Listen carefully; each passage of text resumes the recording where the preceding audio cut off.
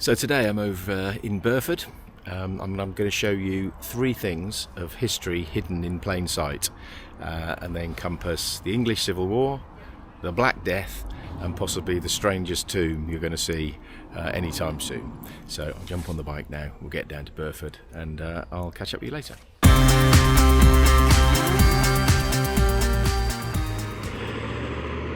So Burford, one of the quintessential Cotswold destinations, and it's always pretty easy to see why. From the moment you drop down into Burford from the A40, it absolutely looks fabulous. That classic Cotswold brick, stone rather, the classic architecture, perfectly preserved, absolutely fabulous. One of the reasons it is perfectly preserved is because an accident of history really, and that is that the railways never came here. So in the big railway building boom in the Victorian times, the Victorians had a kind of a way of doing things, so they'd turn up with their railway and then over the next 50-60 years would symptomatically smash all the old architecture down and build their own architecture. And you see it over the whole country, and Burford luckily escaped. It never had a railway. And so as such the Victorians largely passed it by, and thankfully for us they did, because it left it in the state it is now. So typical Cotswold Saturday traffic. Always hard work, these villages are. They're just absolutely mobbed. I don't think the roads are really capable of dealing with it. Anyway, just as we roll down into Burford, looks like traffic lights actually, as we roll down into Burford, worth mentioning where the name comes from, Burford. And it's a classic example of Anglo-Saxon naming convention, where they basically just described a place and that became its name. So the ford part at the end, obviously fairly obvious. It's a ford across the River Windrush, and this was one of the main routes from north to south, heading from the Midlands down to Salisbury and places like that, and it was a place you could ford the river, so that's the ford piece. And then the start of the name, the Bur piece, actually it started off as Bury, so it was actually Burford was the name of Burford, and Bury is an Anglo-Saxon name for a fortified place. Be a little bit over-egging it to call it a fort, but it's a place where people could retreat to in times of danger. So over time the Y was dropped and it became Burford, and that word Bury is remarkably common, so you get things like Newbury, get Bury up north obviously, and it also morphed into the word borough, so things like Middlesbrough and places like that. The borough part of their name is literally signifies that once upon a time it was just a fortified place. So there you go. I'm going to switch off now because this is terminally dull, straining down the hill waiting for the lights to change, and when we get moving and you pick up some of the Burford landscape, I'll switch the camera back on. So Burford, beautiful architecture, absolutely mobbed. Always is. Every day during the summer. I mean, worse at the weekends, but it is such a shame because it is a truly beautiful place. Great place to visit, but it's just absolutely swamped every single time. I mean, sadly this is normal. That said, once you park up and have a wander around, it's still worth coming, but if you get the opportunity to come here slightly out of season and midweek, you'll have a much better experience.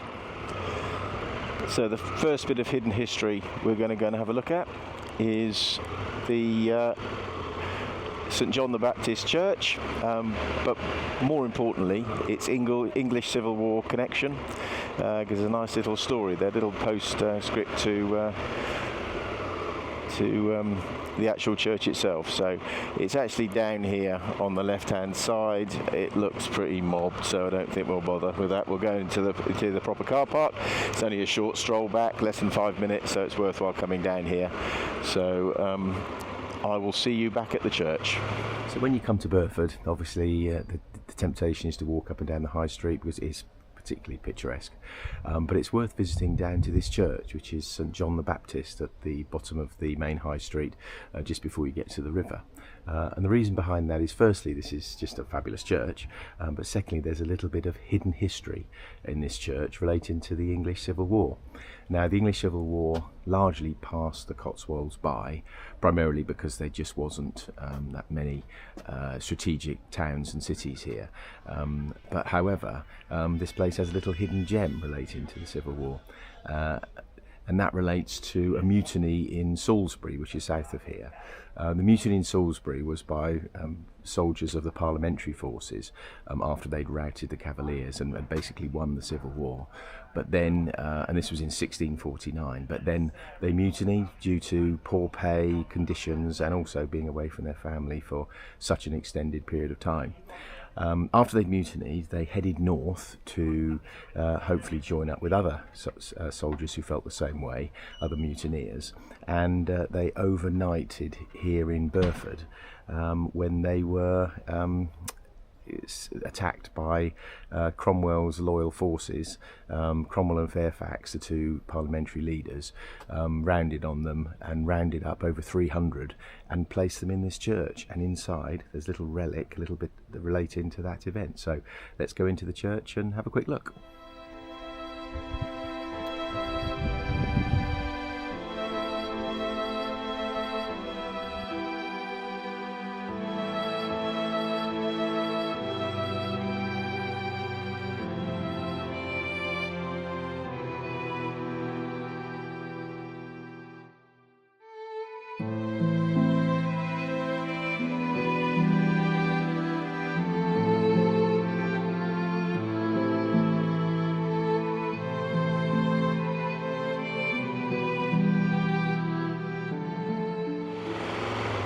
So we're leaving Burford now, onto our second destination, another little bit of hidden history. And this is absolutely beautiful medieval church from early Anglo-Saxon days. It's about 1.5 miles outside of Burford. So we'll just head on down here and I'll give you a little bit of the journey out because it's reasonably pleasant. I have to say, it's just nice to be escaping the traffic of Burford, to be honest with you. It's always bad, but that was particularly bad today. But that's just how it is when you get to the tourist honey traps. So all part of the experience, I guess. So we're coming into a little village called Widford now. And this is where our medieval church lies. Well, actually quite close to it, but not actually on it. And it's not really signposted, this place, so you have to be a little bit careful. So as you come down here, we want to throw a left here, past all these multiple cyclists, a bit gravelly, and it says it's a dead end, which it is, but you just drift down here. So I love the fact that there's no signposting. You either know it's here or you don't. So we'll just drive down here, and it's a tiny little bit of a walk at the end, no more than about, I don't know, 750, 800 yards, something like that. But it genuinely is just hidden away, a little gem hidden away 1.5 miles away from Burford. So here we are. So I'm just going to park up here, jump off the bike, and there's our little church up there, but it really is worth a visit. So I'm just going to park up now, and I'll talk to you in a moment. This is the footpath up to St Oswald's Church, and this is literally about 1.5 miles from the centre of Burford, so really accessible and definitely well worth a visit. So we'll just walk up to the church in a moment. The church itself is mainly 13th century with a little bit of 11th century. But the reason it's interesting is it's one of those churches that's described as a church that's lost its village. Because once upon a time there was a big village around this church, hence the need for a church in its place. But that just disappeared, and the main theory behind that is that it was the Black Death. Obviously the Black Death took away, estimations vary, but around about 2/3 of the population of the UK, and some places recovered and some places didn't. So, and this is one of the places that the theory goes most probably didn't. So anyway, we'll have a walk up to the church and have a quick look round. Right, it's a short walk up from the little back road, and we're now at the gate into St Oswald's Church. So you can see how small it is, and how perfectly preserved it is as well. Quite remarkable. As I say, it's 13th century with some parts of it dating back to the 11th century, so quite old. And we just step inside.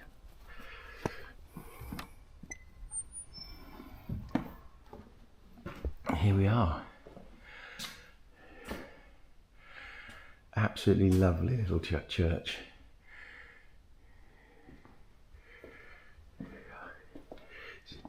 You honestly can see so much history when you come to here. And this one is interesting as well because when they did some renovation, they found some medieval paintings. So I'll try and zoom in. So these are very old medieval paintings on the church wall. No one's been able to determine who they are, but they're obviously famous people, and they've uncovered various parts of the church just to show them. So over here by the altar, up here, a few more. I should imagine they are scenes from the Bible, but obviously they're very, very fragile, very, very ancient, so they've been left very much alone. And a few more up here as well. So there you go. Extraordinary.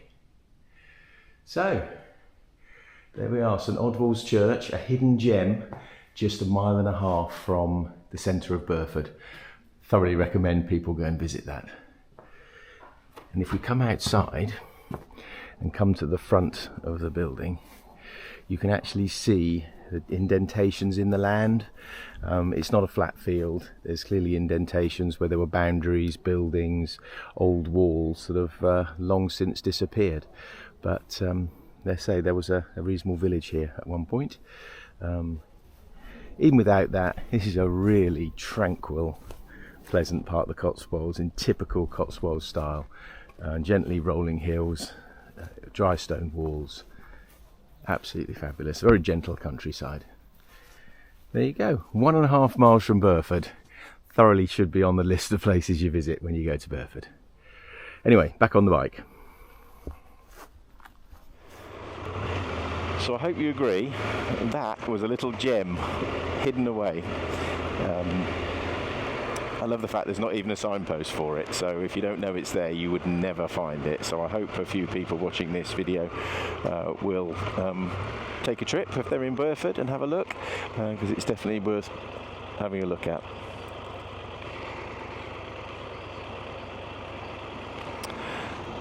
Okay. So our next little stop is just along this little lane here. It is another church, but this one's a little bit bizarre. So this is in a place called Swinbrook. And again, using the Anglo-Saxon naming convention, that is just a brook where in the past they kept pigs, swine. So you get Swinebrook from it. English Anglo-Saxon naming conventions really were. It's like the Jim, is it Jim Bowen who did catchphrase? No, not Jim Bowen. Whoever it was did catchphrase. See what you see. Say what you see. Say what you see. I think they operated that.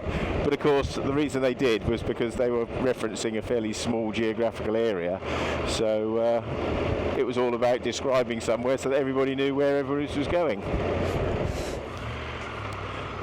So Swinbrook is a delightful little place, and you can see the church here on the left hand side, and the church itself very nice, but it's really what's inside it that's worth a visit. So we'll just throw a left up here.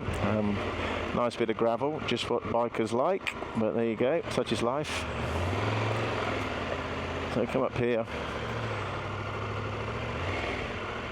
and I'll just park up, and I shall see you outside the church. This is the Church of St Mary's in Swinbrook, and whilst again it's attractive, lovely rural location, what really is worth visiting is what's inside the church here. So let's go inside and have a look.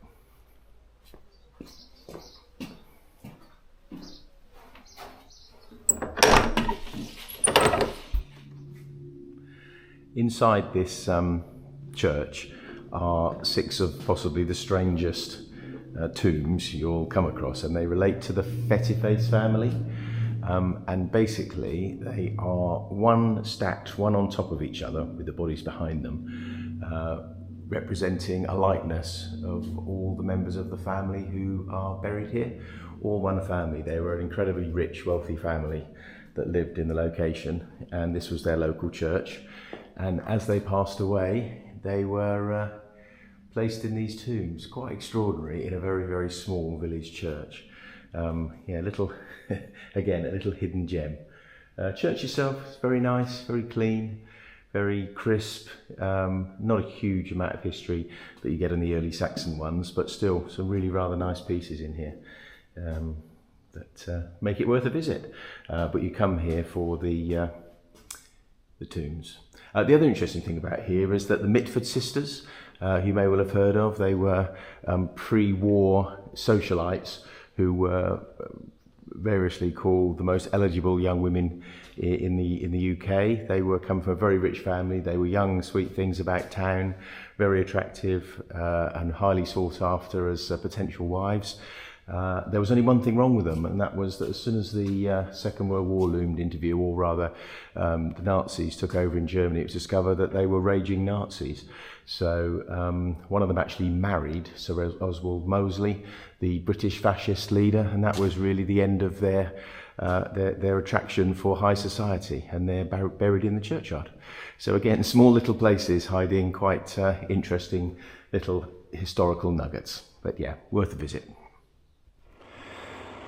So there you have it, 3 little bits of history hidden in plain sight within striking distance of Burford, 1 in Burford and 2 outside, and the travel time between them, you could actually walk it. There are footpaths that do that for you, but if you need to jump in the car, you're literally a couple of minutes from each one. So can't recommend them enough if you like that sort of thing.